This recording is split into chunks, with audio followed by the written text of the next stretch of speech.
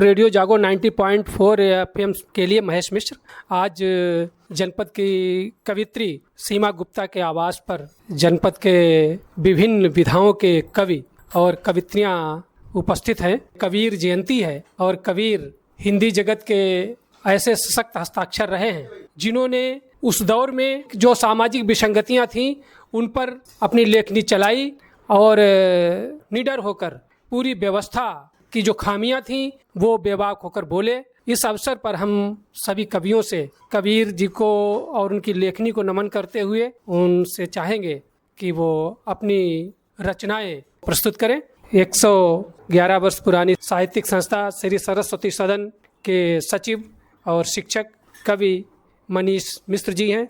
आप लोगों को बताना चाहेंगे, जैसा कि कबीर के बारे में कहा गया है, संवत 1455 साल गए चंद्रबार एक ठाठ भय, जेठ सुदी बरसाइत का पूर्णमासी प्रकट भय। ऐसा माना जाता है कि संवत 1455 और कुछ लोग ये मानते हैं संवत 1456 के आसपास कबीरदास जी का जन्म हुआ। कबीरदास जी भक्ति काल में दो धाराएं निकल कर आईं, एक सगुण धारा, दूसरी निर्गुण धारा। उस निर्गुण धारा में भी दो धाराएं निकल कर सामने आईं, एक ज्ञान मार्गी शाखा और दूसरी प्रेम मार्गी शाखा। कबीरदास जी जो थे वो ज्ञान मार्गी शाखा के प्रमुख कवियों में इनकी गणना होती है। कबीरदास जी जैसा कि कहा है कि पढ़े लिखे नहीं थे, उन्होंने कहा भी है अपने बारे में कि मसी कागज छुयो नहीं, कलम गही नहीं हाथ। उन्होंने कागज और कलम को कभी नहीं छुआ और ऐसा माना जाता है कि साधु संतों की संगति में रहने के कारण ही उनके अंदर जो भी ज्ञान प्राप्त किया उन्होंने वो संगति में रहकर ही उन्होंने प्राप्त किया।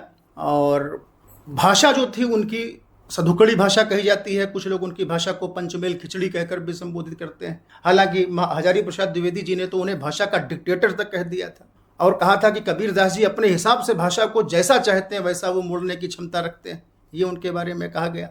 इनके एक शिष्य थे जिनका नाम शायद सुंदरदास था। सुंदरदास जी ने ही इनकी रचनाओं का संकलन किया, जो कि बीजक के रूप में हमें आज देखने को मिलता है। और ये बीजक भी साखी सबद रमैनी, ये 3 भागों में विभाजित है। कबीरदास जी का लिखा हुआ एकमात्र ग्रंथ जो है वो बीजक ही माना जाता है। और इन्होंने तत्कालीन समय में जो कुरीतियां फैली हुई थी उन कुरीतियों का भी इन्होंने बड़ा डटकर विरोध किया। पोथी पढ़ पढ़ जग भया, पंडित भया न कोय, ढाई आखर प्रेम का पढ़े सो पंडित होए। साहित्य का एक ऐसा सितारा है कबीरदास जी के रूप में, आप उनको नेग्लेक्ट नहीं कर सकते। आप या तो उनकी सराहना करें या आप उनकी आलोचना करें। आप कबीर को अलग रखकर हिंदी साहित्य के बारे में चर्चा नहीं कर सकते। आपको कबीर को जोड़ना पड़ेगा अपने साथ। तो आज के इस शुभ अवसर पर हम सभी लोग जो है उन्हें अपने श्रद्धा सुमन जो है अर्पित करते हैं। और शब्दाक्षर परिवार की ओर से कबीरदास जी को शत शत नमन, शत शत प्रणाम। सर्वप्रथम कबीर को शत शत नमन करते हुए, सदा अपरिचित ही रहे तुलसी सूर कबीर, ओ वैलेंटाइन आ गया उठी हृदय में पीर। वैलेंटाइन आ गया उठी हृदय में पीर। आप देखेंगे कहीं ना कहीं आजकल का समय इतना बदल रहा है कि ढोल मजीरे बज रहे, ढोल मजीरे बज रहे, बालक जन्मा आज, ओ बंद कोठरी में पिता बाहर सकल समाज। बंद कोठरी में पिता बाहर सकल समाज। हमारे बीच में हैं युवा कवि अभिनव दीक्षित जी। महान संत कबीरदास जी की जयंती है। हम सब उनको कोटि कोटि प्रणाम करते हैं। सामाजिक विसंगतियों के ऊपर उन्होंने पूरे जीवन भर समाज को एक सही दिशा में ले जाने का प्रयास किया। मैं 4 पंक्तियों से उनका जो प्रयास था उसको मैं रेखांकित करने का प्रयास कर रहा हूँ। जाग जाते अगर वक्त पर हम सभी, जागना तो पड़ेगा कभी ना कभी। जो भी आदर्श हैं, जो भी उपदेश हैं, मानना तो पड़ेगा कभी ना कभी। ये थे अभिनव दीक्षित जी, जिन्होंने कहा कि समय पर जागना जरूरी है और वेद भी कहता है वयम राष्ट्र जाग्याम पुरोहिता। हर एक व्यक्ति को राष्ट्र के लिए और समाज के लिए जागरण करना चाहिए। हमारे बीच में जनपद के गज़लकार इंजीनियर अनमोल शुक्ल जी हैं। हम उनसे चाहेंगे कि वो कबीर के प्रति अपने 2 शब्द कहें। मैं संत कबीर जी को अपने श्रद्धा सुमन प्रेषित करते हुए एक दोहे से अपनी बात कहता हूँ कि हर कुरीत की काट दे बढ़ती हुई लकीर। हर कुरीत की काट दे बढ़ती हुई लकीर, जो हो सच का पक्षधर उसको कहो कबीर, जो हो सच का पक्षधर उसको कहो कबीर। जो सत्य कहे और खरा कहे वही कबीर है, अनमोल जी की भाषा में। हमारे बीच में युवा कवित्री और शिक्षिका अलका गुप्ता जी हैं। आज कबीरदास जी हमारे हिंदी के बहुत ही महान कवि हैं। मैं उनको 4 पंक्तियों में श्रद्धा सुमन अर्पित करती हूँ। हिंदी की बेटी हूँ, हिंदुस्तान गाती हूँ, हिंदी की आदि हूँ, ये जहान गाती हूँ। हिंदी की बेटी हूँ, हिंदुस्तान गाती हूँ। हिंदी है मीरा की, तुलसी ओ कबीरा की, हिंदी है मीरा की, तुलसी ओ कबीरा की। हृदय में बसी हिंदी महान गाती हूँ, हृदय में बसी हिंदी महान गाती हूँ। हमारे बीच में शब्दाक्षर संस्था के जिलाध्यक्ष और कवि शिक्षक रामदेव वाजपेयी जी हैं। सर्वप्रथम मैं कबीरदास जी को सादर प्रणाम करता हूँ। विभिन्न कुरीतियों पर जिस बेबाक तरीके से उन्होंने लेखनी चलाई वो सराहनीय है। तो एक कुंडलियाँ छंद मैं प्रेषित कर रहा हूँ। खाने पीने के लिए मिला न जीवन यार, बुद्धि विवेक से युक्त हो करिए सबसे प्यार, करिए सबसे प्यार, देश को स्वर्ग बनाओ। होली हो या ईद झूम त्योहार मनाओ, सोचो पाया रत्न जन्म यह नाम कमाने, आए तल पर आप न केवल खाने पीने।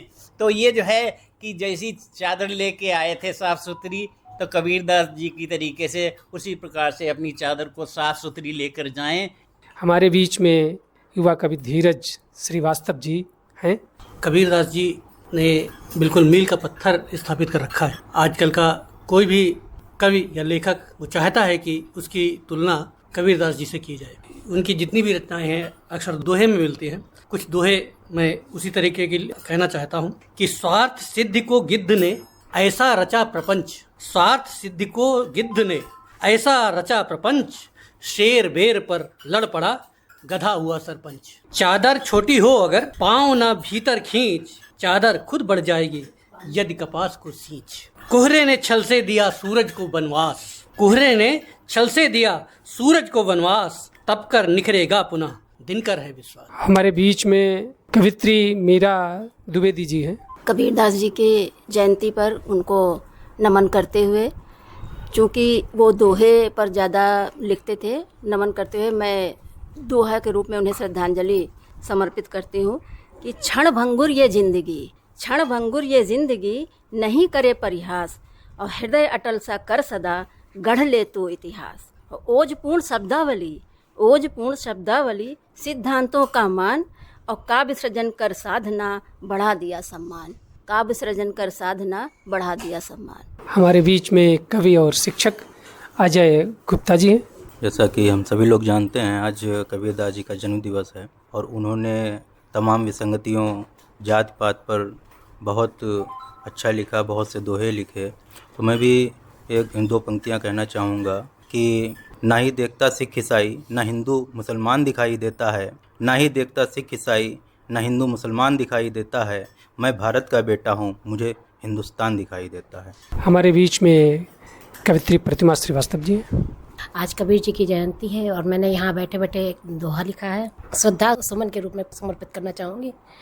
कागज़ से नहीं भेंट के, कागज़ से नहीं भेंट की, कलम न साधी हाथ, मर मड़े समझा गए देते अब भी साथ। 2 लाइनें और कहना चाहूँगी। बिटिया भूखी सो गई, बिटिया भूखी सो गई, रोए पुत्र अधीर, अम्मा लेकर आ गई बदबू वाली खीर। जो हम लोग खराब खाना अपने काम करने वालों को दे देते हैं, कभी कभार हम लोग नहीं, लोग दे देते हैं, उसके लिए लिखा है कि बिटिया भूखी सो गई, रोए पुत्र अधीर, अम्मा लेकर आ गई बदबू वाली खीर। मदन मोहन पांडे जी हमारे बीच में हैं। कबीर होना बहुत कठिन है। उन्होंने रूढ़ियों का जो विरोध किया उसे उन्होंने जिया। मगहर में मरने पर गधा होना पड़ता है, यह धारणा फैली थी। इस धारणा का विरोध करने के लिए आजीवन काशी में रहने वाले कबीर जी ने मगहर को गवन किया और कहा, लोगों को बताया कि जिनकी धारणा कमजोर है वो मेरा अनुगमन न करें। उन्होंने कहा, कबीरा के सरिबर करे न कोई, मगहर मरे सुगधाए होए। अब मैं कबीरदास जी के ऊपर 2 दोहे प्रस्तुत कर रहा हूँ।